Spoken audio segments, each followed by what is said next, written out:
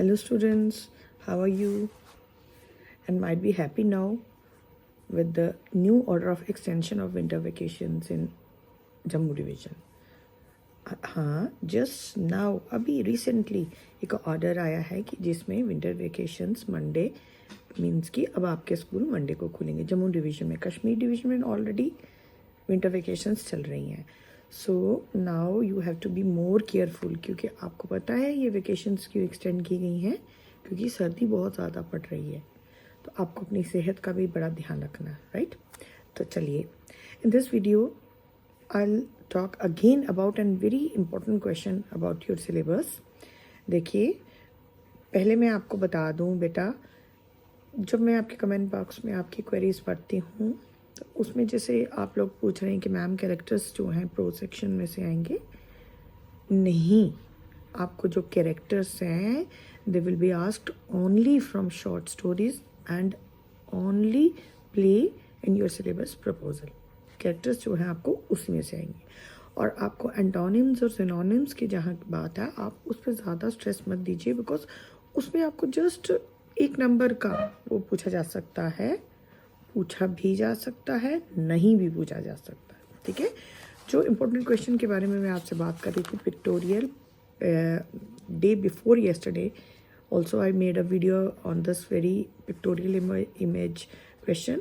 फिर से मैं आपको इसके बारे में बता दूंगी, क्योंकि ये एक दो क्वेश्चन न्यू ऐड हुए हैं आपके सिलेबस में, आपको समझने में थोड़ा टाइम लगेगा।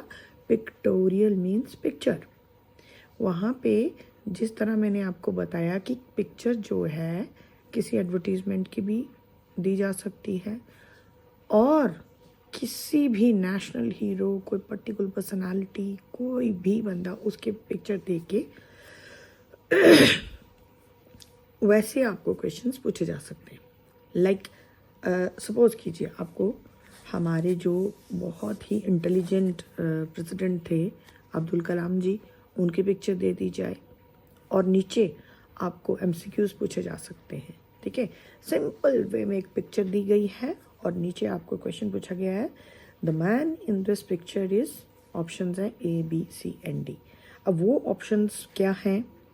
अब आप, अगर आपको पता होगा कि ये पिक्चर अब्दुल कलाम जी की है तो आप उसको टिक कर दोगे, है ना? पिक्चर का मतलब ही यही है।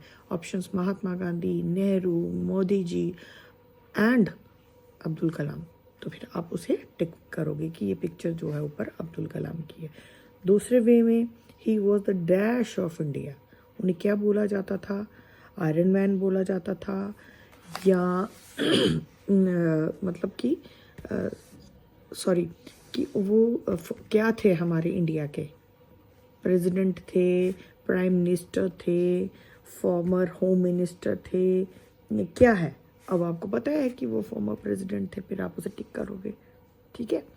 उसके बाद तीसरा ऑप्शन आपको ये पूछा जाता, the great scientist was known as the, great scientist was known as the, उन्हें किस नाम से जाना जाता था? क्या कहा जाता था उनको? Mobile man, missile man, fireman और गनमैन। ऑब्वियसली सबको पता है कि उन्हें मिसाइल मैन के नाम से जाना जाता था, तो आप उसे टिक करोगे।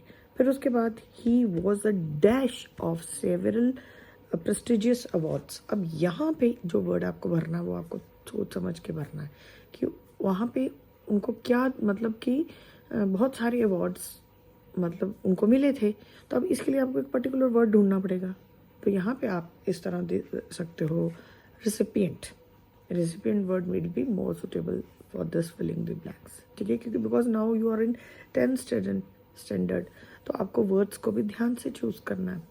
उसके बाद, he was honored with Bharat Ratna which is dash, मतलब कि उन्हें भारत रत्न अवार्ड से किया गया था, जो कि क्या था आपको पता ही है, Bharat Ratna award highest award है। तो आपको बड़े ध्यान से फिलिंग द ब्लैंक्स को भी पूरा करना है, ठीक है? Thank you.